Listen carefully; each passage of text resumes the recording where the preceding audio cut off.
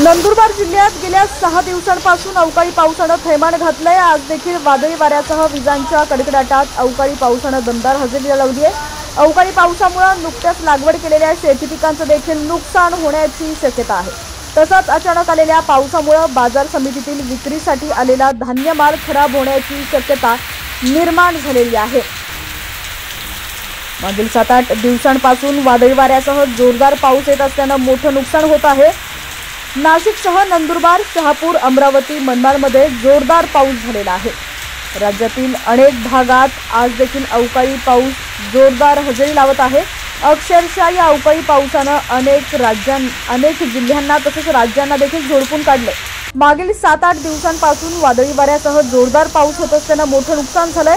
आज देखील नाशिकसह नंदुरबार, शहापूर, अमरावती, मनमाडमध्ये जोरदार पाऊस झाला। नाशिकमध्ये वादळी वाऱ्यांमुळे भले मोठे झाड रस्त्यावरील 3 वाहनांवरती कोसळलं। सुदैवाने यात जीवितहानी झालेली नाहीये।